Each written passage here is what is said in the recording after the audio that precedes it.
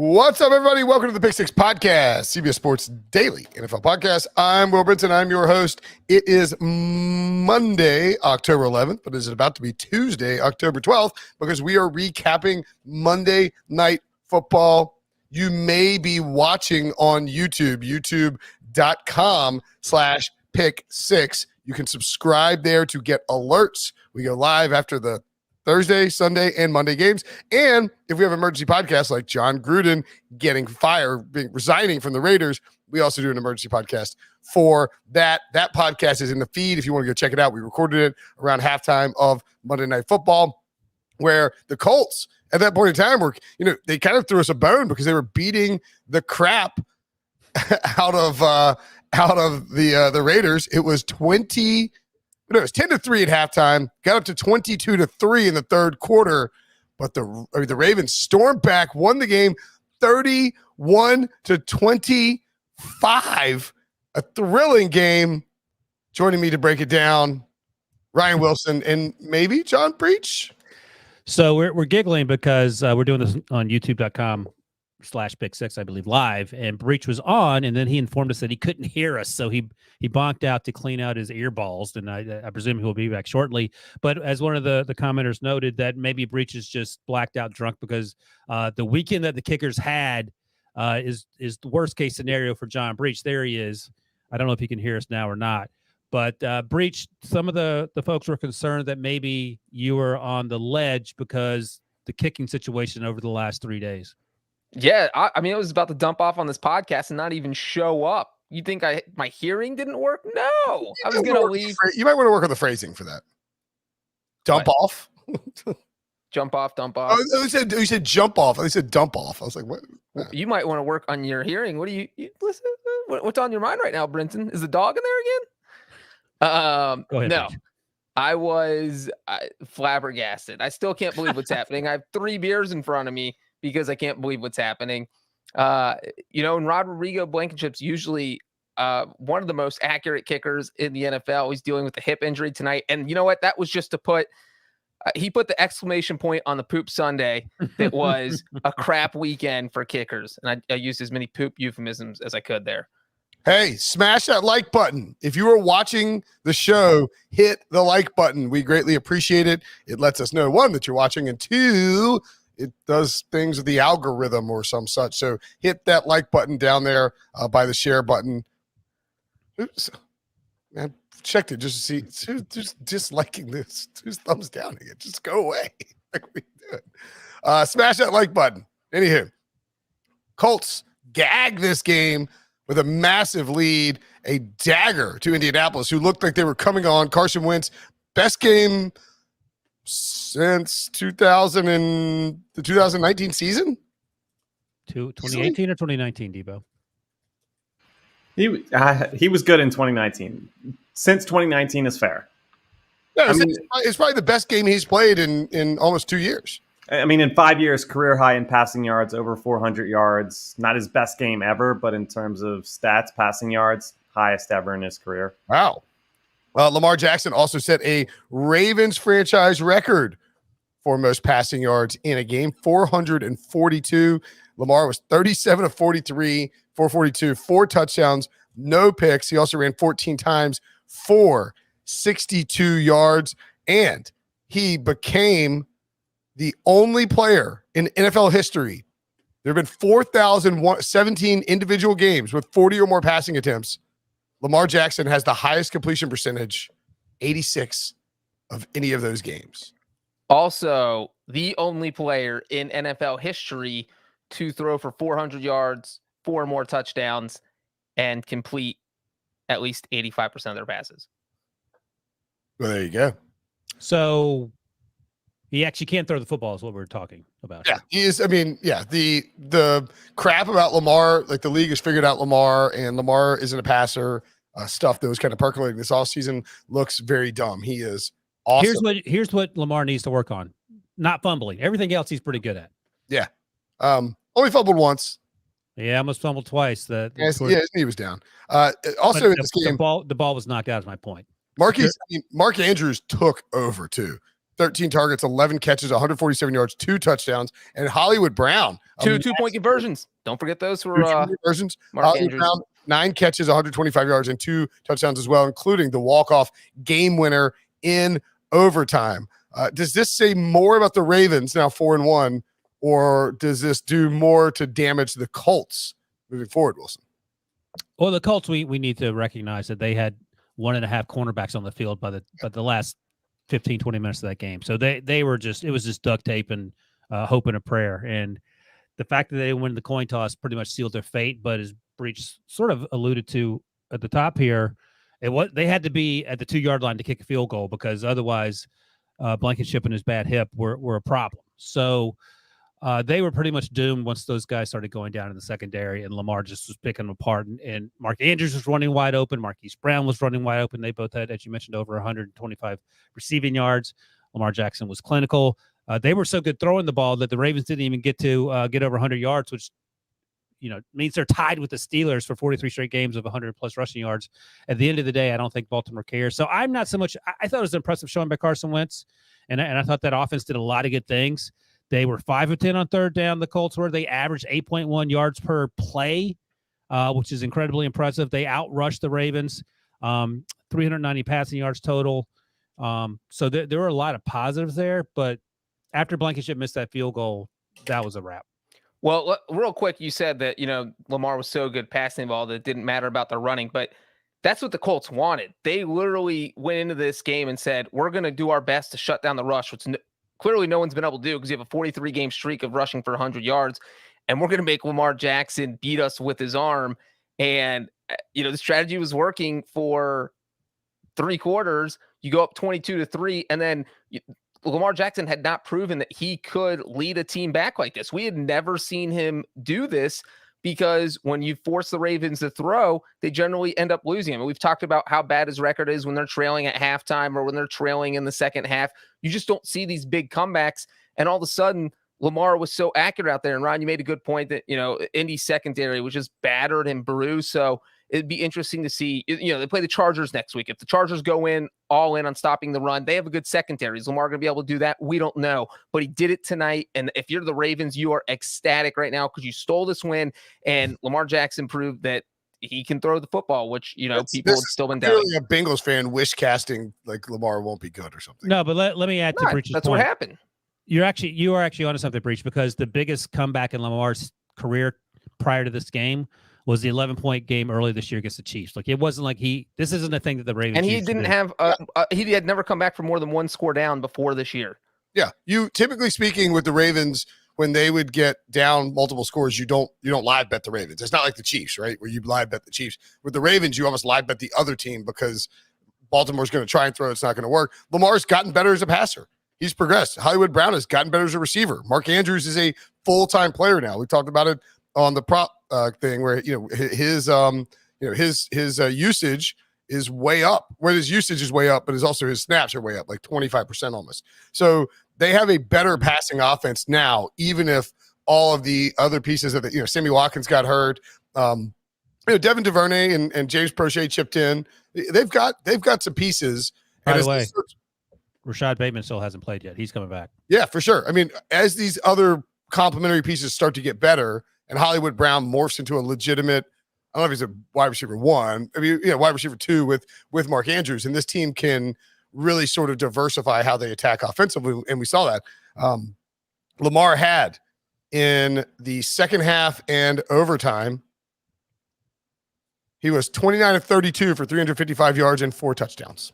Oh, I have 28 of 31 for 331 and 3 touchdowns. Interesting. Wow. I got Jeremy Fowler. That's where I got that from. I got Bill Barnwell. Oh, ESPN on ESPN crime. They got to sort that out. I got it. There's a question in the comments. Why does Wilson always look so bored with Brinson? Because we've been married for 15 years. That's why. I don't look bored. I look like I'm excited with Wilson, right? Yeah. Like I'm coming home from work and you've been at the house all day cleaning around. You want to talk about stuff? How's your day? Yeah. Where's my drink, lady? Woman. Where's my drink? Yeah. Give me a cocktail. So the Colts fall to 1-4, and oh my God. And again, watch on youtube.com/pick6. Everyone's going to type Brinson in the chat to let us know that they're watching. Fun. Man, I mean, the thing about the Colts is that they can still win the division. Yeah, I guess. I mean, look, we sort of talked about it on the recap podcast Sunday night that the Titans aren't very good. They just played the Jaguars, so no one knows. And they lost to the Jets the week before that. So, yeah, I guess so. I mean, that's the best. What's the best game that any team in that division has played? It may have been the Colts game against the Ravens. Yeah, the Colts lost against the Ravens. Yeah. And they're only 2 games out of first place. This isn't like the whole season's over because they lost this game. I mean, granted, and the Titans beat the Colts, so that's not good. And the best win so far was probably Tennessee's win over Seattle, but they were down for almost that entire game and needed Derrick Henry to just go. It took a miracle. Just like the Colts lost this one at a miracle. So the AFC South is not. We're back to like 3 years ago. AFC South when you're like, my God, the winner of this division is going to get creamed in the wild card round. They're just going to lose. Let me ask you this: if the Colts had won that game, moved to 2-4, and the Titans are 3-2, who do you like to win the division? I would still probably take the Titans, but I think the Colts look like a more balanced team. Yeah, and then presumably the Colts get healthy on defense, and Xavier Rhodes is one of the players that left. He had concussion protocol, I think is what happened. So, they get some of these guys back. But this Titans team's got to figure some things out too. But yeah, so the Colts, that was a win they desperately needed. That loss obviously hurts really badly, but I think the positives are Carson Wentz looked pretty good, and both Debo and Breech are incredibly happy about that. Yeah. I mean, that's the thing, though. You need a huge game like this from Carson Wentz so that he's comfortable going forward, because in the big scheme of things, what's going to matter for the Colts is they play the Titans in like 2 or 3 weeks. You got to win that game. So this is going to be a tough emotional loss. But when they reassess tomorrow, they're going to say, all right, Carson looked great out there, threw for over 400 yards, got us into scoring position multiple times. Unfortunately, our kicker missed a few kicks. But, that's what you wanted to see, because Carson Wentz had not looked great through the first 4 weeks of the season. He looked great in this game. And that makes you feel like if you're a Colts fan or you're in the Colts locker room, that you can win the division with Carson Wentz as your quarterback. So listen to this, Breech. The game's coming up for the Colts. At home against Houston, at San Francisco. Who knows if Jimmy G will be back? Maybe he will. The Titans game you mentioned is at home for the Indy. And then the Jets, Jaguars.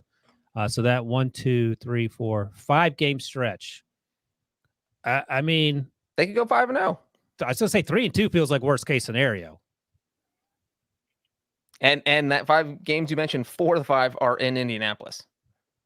Yeah, right. 4 of those games, you have to win 4 of those games. So you have to beat the Texans, Jets, and Jaguars. So you get to 5-4, then you have the Bills, Bucks, and that'll straighten you out right quick. It feels like if the Titans sweep the Colts, then the division is probably toast. Yeah, because there's only one team coming out of this division. Yeah, and go ahead. No. Well, I was going to move on to the Ravens, so I don't know what else you want to add. Well, I was going to say that the odds for that division, which should still be up at. Please tell me the Jaguars odds. I want to see if anyone would bet on that. Oh, it's plus 7,000. We looked at it. When did we look at it, Brinson? Last night. Was it last? I can't even remember. But the Texans and Jags have the same odds. I was like, no one is betting plus 7,000. You have to make it like 70 to 1. That's not good enough to win that division. Would you bet plus 70,000 on it? If it was 700 to 1 to win that division, yeah. Why? Just throwing money away. Like, I don't know how big it would have to be for me to even consider it. I bet $1 on it. Yeah. All right. Fair enough. Titans minus 400. Colts are 3 to 1. Texans and Jaguars 70 to 1. There's no way the Texans are the same as the Jaguars. That's what I said. I mean, it doesn't make any sense. I like the Colts have the same record as the Texans, and they're substantially better. Debo, I'm going to ask you to stretch your muscles here. And what is the AFC East? And do you guys think the Colts or the Patriots have better odds? Probably the Colts. Are more likely to win than the Patriots. The Colts definitely have better odds. Plus 310 and plus. Oh my Lord! Yeah, dude, they just whipped the Chiefs on Sunday night. Yeah, but the Patriots have Mac Jones. Pats are like 2 and 3 by the skin of their teeth. Yeah, I know. But plus 1,100 is a surprise. The Pats have wins over Houston, Zach Wilson, and Davis Mills. The Patriots are 0-3 at home. Yeah. Anyway, this is not a Pats podcast, so Wilson trying to turn it into a Let's Pats take a quick podcast. break. When we come back, we'll talk about the Ravens. The chance to take someone else's power, you can't deny that would feel good. It's not judicial. This is personal. Axelrod has to be wiped off the face of the earth. You say we're partners? Then trust me. Whatever he's going after, I'm gonna take it.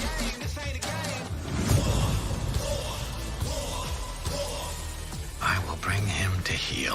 I think I love this.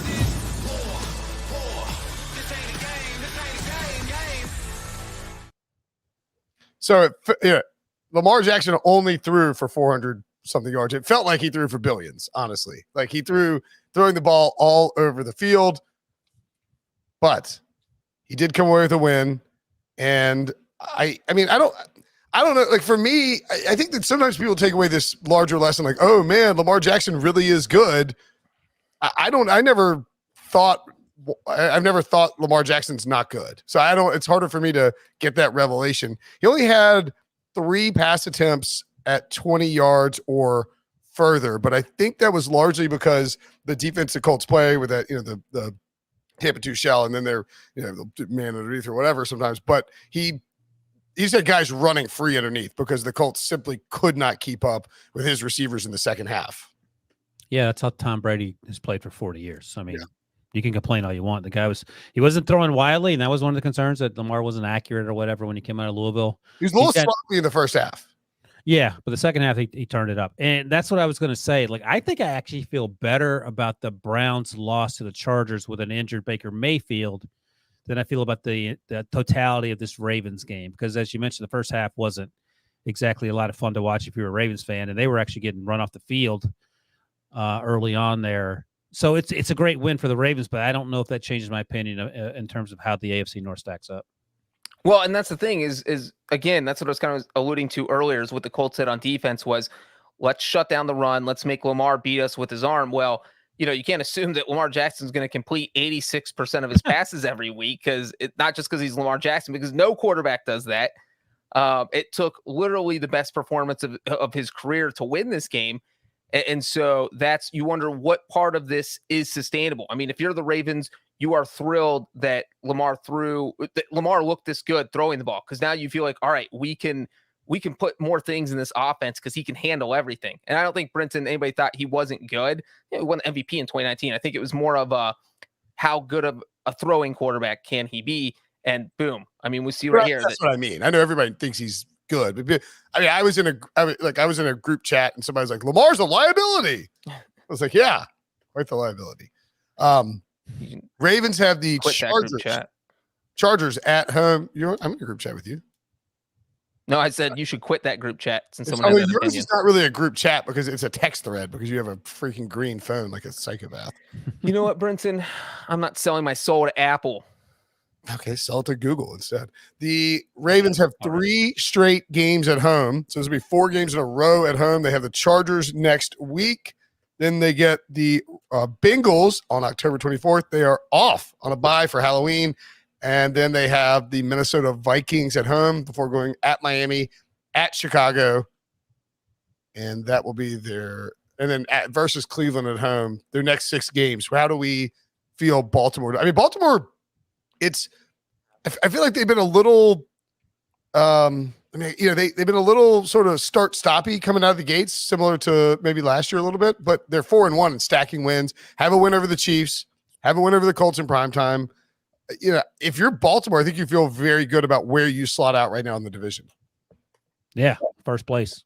So that's huge, because otherwise they would have been, they'd lost that game. They'd have still been in a 3-way tie with Breech's. Well, that's the funny thing. I was going to say, if the Ravens lost, the biggest winner was Ben Roethlisberger, because we're talking about him left for dead and he was going to be 1 game out of first place. What about this, Breech? What if the Ravens lose this game because Blankenship makes it? And what if your guy McPherson makes that kick? The Bengals are in first place all by themselves. I know. What a world. And what a world we're talking about. But that world doesn't exist, Ryan. That's how we know we live in your simulation. That's right.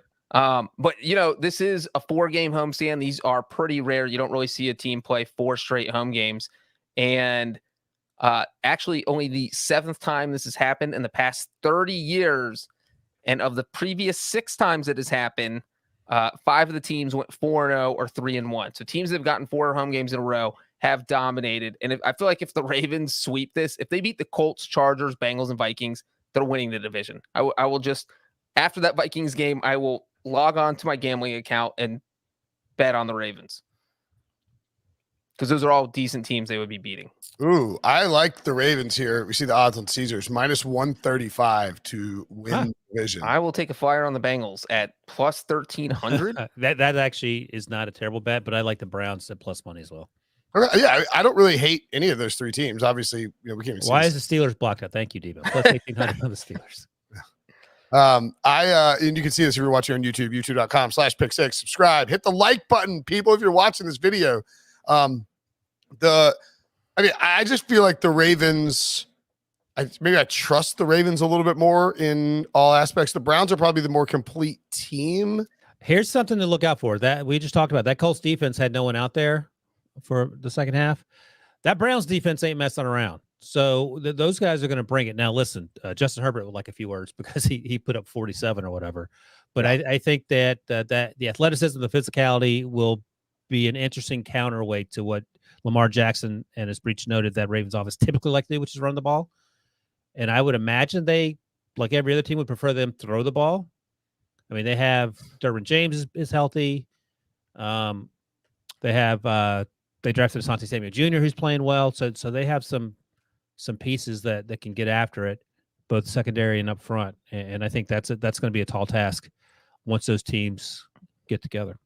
You know, one crazy play we didn't talk about from this game that really kind of saved was Lamar Jackson's crazy fumble at the 1-yard line. Yeah.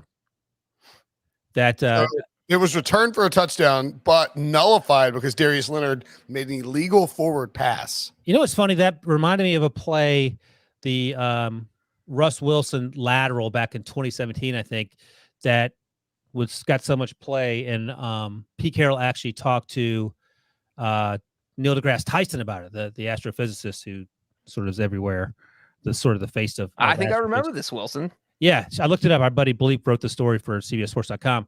But the thing is, if you're moving fast enough in a certain direction, you can outrun the ball and it can still be behind you, but it can move forward. Well, yeah, that's what happened here. That's exactly what happened here. But if you look at the letter of the law says the ball cannot move forward at all. So physics be damned, it's still a penalty, unfortunately, because I think that Darius threw the ball behind him. I think he tried to throw it behind him, but because of the way the ball was possessed by the receiver of the Isaiah Rodgers in front of where the ball was released by Darius Leonard, and that's what matters. That's right. But I think the ball was a legal lateral. You think it was legal? Yeah, but I think the intent of it and the way it was thrown was backwards. I think the physics of it is what changed, like the Russ Wilson situation. That's what I'm saying. Like if you go fast enough in a certain direction, like if you're driving 80 miles an hour down the road and you throw a ball behind you to the car behind you going 80 miles an hour, that's say 10 feet behind you to the left, that ball's still going to be going, that's going to have forward momentum. So the ball will move past the original. Well, that's because like if you're sitting in a car that's going 80 miles an hour, you yourself are going 80 miles an hour. Right. Which is what the football is doing. Exactly. So if he's running 20 miles an hour, the football is also traveling 20 miles an hour. That's right. So I think that Darius threw the ball behind him, but I also think that the letter of the law is the ball can't go past the 25-yard line in this case. And right. And it also hit his face mask before it dropped into his arms. Why does that matter? Well, because he didn't possess it until it caused a delay in at which point he possessed it. Oh, so look, if you bat the ball up and you're 10 yards behind the guy that throws you the ball, you bat the ball up till you get in front of him, you catch it, then it's illegal? I've never seen anybody do that, so I don't know. Well, we never saw anyone punt the ball twice till last week either, so who knows?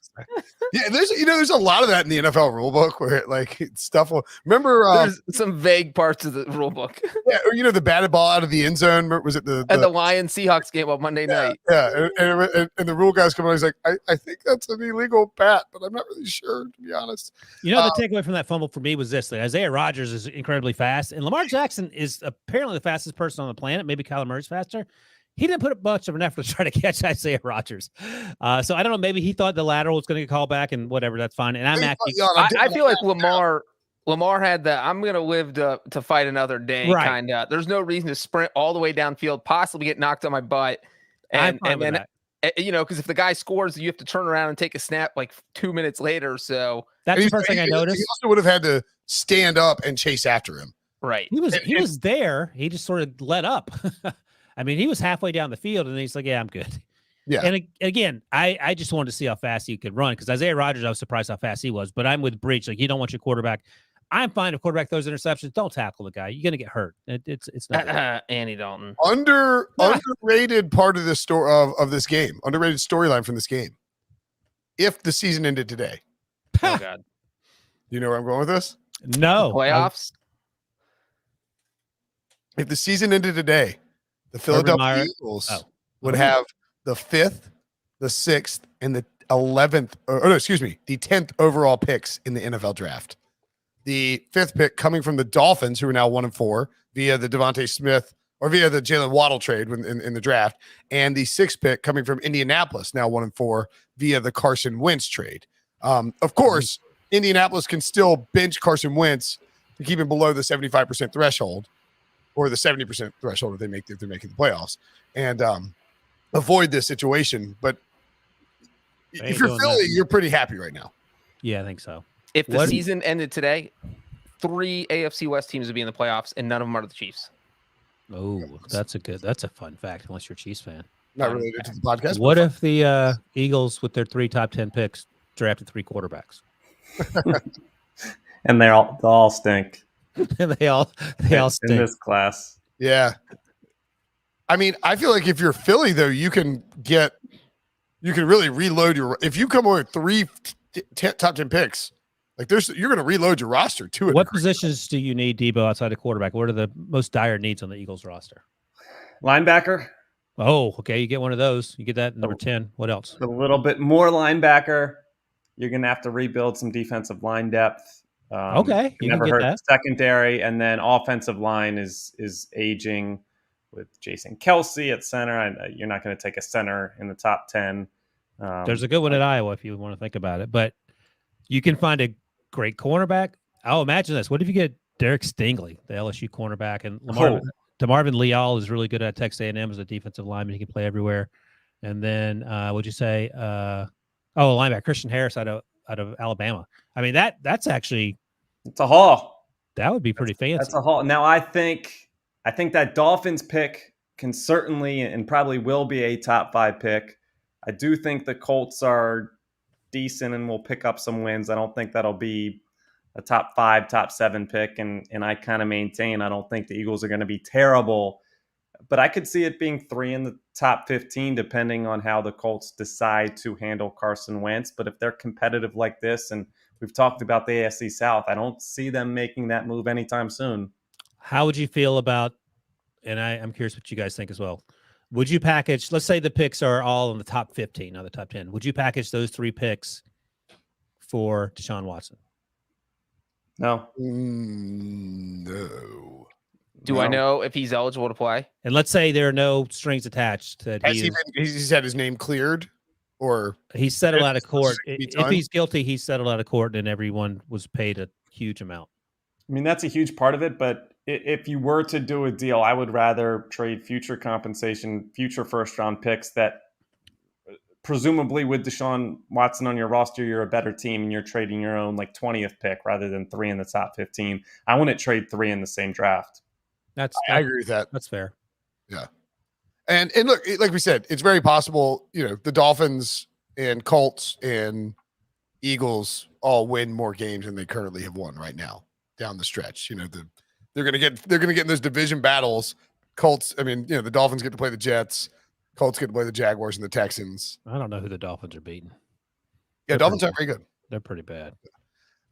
So they play Jacksonville.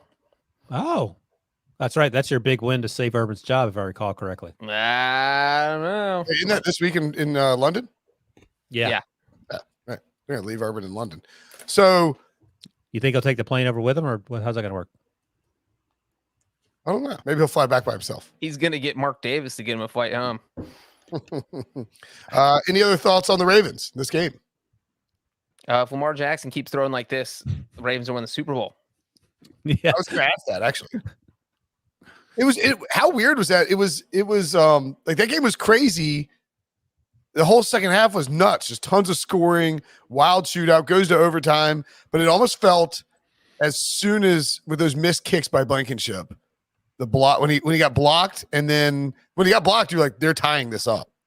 And then when what about the Tavon Young 15-yard personal foul there at the end? Jack Doyle. Yeah, That was jammed his head into the ground. That was garbage. Well, you know what's funny is that we didn't even have to talk about it because they missed the field goal that didn't matter. But if the Colts win that game, I mean, that's the ultimate bonehead play of the entire year. I don't care if Jack Doyle hit you in the head. It is the Colts were left for dead there, and you almost saved their season. But then it didn't matter because it was the field. You know who was more upset than the Colts about that loss, that missed field goal? Vic Fangio, because he wanted to rub it in John Harbaugh's face so bad after last week's comments, and he couldn't do it. The other thing about that, and I sort of agree with the stance, is if something like that happens, I would like to see the NFL use replay to get, like, Jack Doyle should have been offsetting penalties. Right. Or not any penalties at all. Just so everyone knows, that was on a 2nd and 20 play with just under 20 seconds left in the game. The Colts had the ball at their own 38. They were trying to get in a field goal range. Carson just completed a 2-yard pass. So it was going to be 3rd and 18 from their own 40. They were not going to get in field goal range. They're probably going to run and punt. Honestly. Right. And go to overtime. And then Young gets called for that 15-yard penalty. All of a sudden, they're in Ravens territory, and they're like, oh, all right, well, we're get close to a field goal now. Yeah. And because they were on the 29, 47-yard field goal, or maybe 30, whatever it was. It was a 47-yard field goal. They're not in range without that penalty.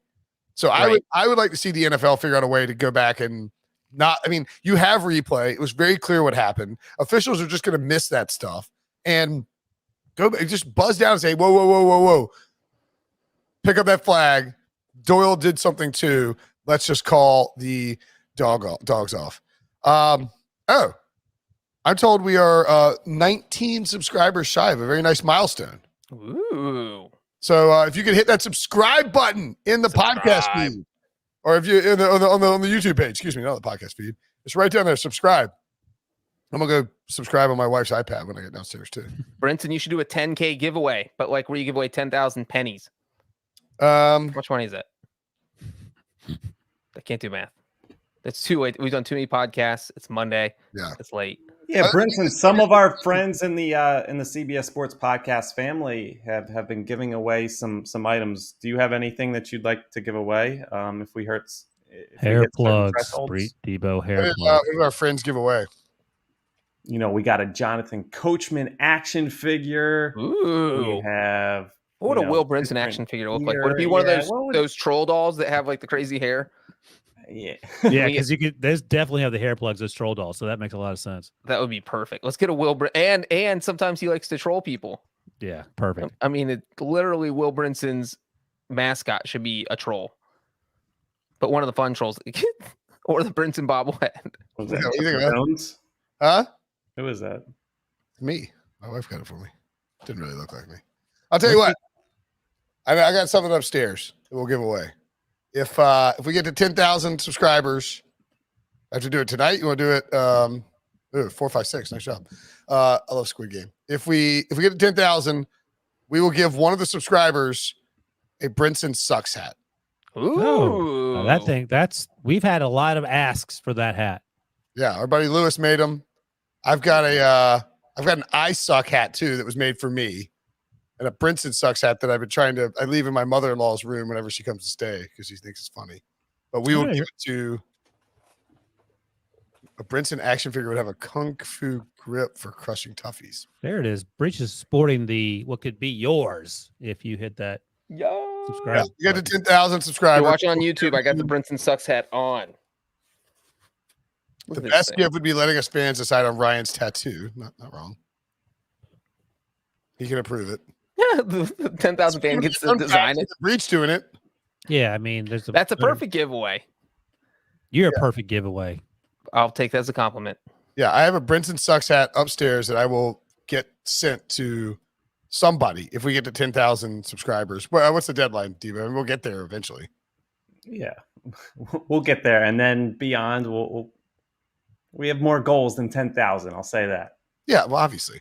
I was at a pumpkin. For 100,000, Brinson will fly to your house and play checkers with you. Sure.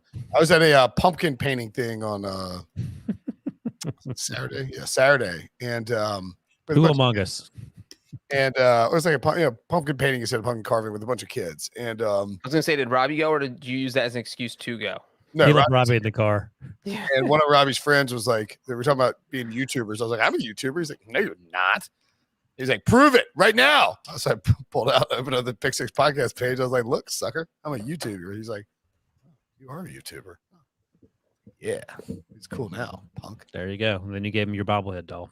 And then I said, yeah, the joke's on you, Brinson, because that kid's gonna be the 10,000 subscriber, and he's gonna be wearing Brinson Sucks hats every time you see him. Can you imagine? Yeah, if you are a subscriber and you want to be entered to win the hat, type Brinson Sucks in the chat. Type it anywhere. Text someone that you don't even know. Brinson Sucks, and see that could enhance your chances. I wish I looked as handsome as I do in this banner for the Pick Six podcast YouTube page. Good that. Very good. We did some real work on that one. Not a Photoshop. That was right after you got out of the hair plug day one. All This right. is a good question. Do we think there are more subscribers than the number of No. No. Unless there are 800,000 subscribers, we are not. So even we close. introduced that about 18 months ago, I want to say. Like, I feel like it was a pandemic introduction. Oh, we got the Roadcaster during the pandemic, I think. Right. So factor in about 600 shows, 5 per show. Yeah, he's actually been a little light today, Devo. He's at a dunk on. Do Dunkaroo. I was just dunking for nothing. Yeah, the dunk, but no, dunk one's not broken. We need some new dunks. I wish we could get Kevin Harlan to give us a custom dunk. We would do that. Okay. Boy, there's a I lot barely of remember the pod Sucks. pre-dunk button. Man, people think I suck, huh? There you go. Oh my gosh. I can't vote on this. Debo's going to carpal tunnel trying to get It this. says your account's been permanently disabled. Look at this. Oh my gosh. Debo's going to carpal tunnel putting up all these Brinson Sucks. The most comments. I've ever. This is the first time I've ever spelled it Brinson instead of Benson too. So it's like a double. It's like a reverse insult. This is ridiculous. I mean, this is the gift. You just get this on a loop. What's it called? Boomerang on Instagram? guys, this is sad. Sweet mercy. Yeah, okay. Yeah, how are we not sponsored by Dunkin' Donuts? That's a good question. I'm actually sponsored by Dunkin' Donuts on my Toucher and Rich radio hits on Tuesday mornings, but I don't get any money for it. That's cool. All right. Sounds like a hell of a deal for me. I was like, Well, they're I'm like, sponsored by Starbucks, except I give them money and they give me coffee back. yes. I'm sponsored by Nike. I pay them a lot of money to wear Nike clothes. they're like, Bill's brought to us by Dunkin' Donuts. I was like, did you sold my weekly spot that I don't get paid for? That is correct, sir. Yeah, they're like, yes, obviously.